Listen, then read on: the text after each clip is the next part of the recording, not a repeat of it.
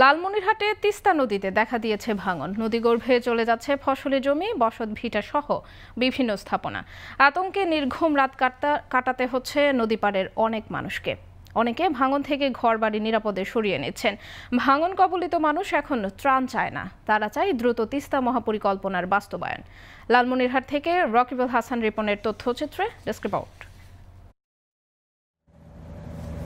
লালমনিরহাটে বন্যার পানি কমতে শুরু করলে বিভিন্ন পয়েন্টে নদী ভাঙন তীব্র আকার ধারণ করেছে। পাটিকাপাড়া, গোকুন্ডা, খুনিয়াগাছ, মহিষখোঁচা, গোবর্ধন, ডাউয়াবাড়ি এলাকা সহ বিভিন্ন পয়েন্টে নদীগর্ভে চলে যাচ্ছে বন্যা নিয়ন্ত্রণ বাঁধ, বসতভিটা, আবাদি জমি সহ বিভিন্ন স্থাপনা। দিশেহারা হয়ে পড়েছেন ভাঙন কবলিত মানুষ। তাদের দাবি বাঁধ নির্মাণ করে স্থায়ী সমাধানের।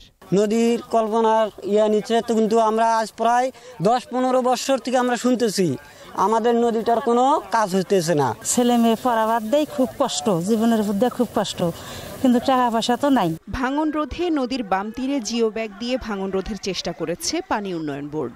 তবে সরকার নদী ভাঙন রোধে স্থায়ী সমাধানের জন্য বাঁধ নির্মাণ করে দেবে, এমনটাই প্রত্যাশা এলাকাবাসীর। দুর্যোগ মোকাবিলা করে আমরা এখানে বসবাস করি। প্রতি মাসে বর্ষার সিজনে আমাদের প্রতি মাসে বাড়ি ভাঙতে হয়। আমরা এখন চাই যে আমাদের তিস্তা নদীটা কিভাবে খনন করে আমাদেরকে রক্ষা করা যায়। এখন আমরা কি গরু বাছুর খাবার দাবার নাই, মানুষেরও বিপদ, আমরা দাঁড়ানোর মতো জায়গাটা তাও নাই। তবে পানি উন্নয়ন বোর্ড বলছে পানি ওঠানামার কারণে ভাঙন দেখা দিয়েছে। ঊর্ধ্বতন কর্তৃপক্ষের অনুমতি সাপেক্ষে ভাঙন রক্ষায় কাজ চলছে বলেও জানানো হয়।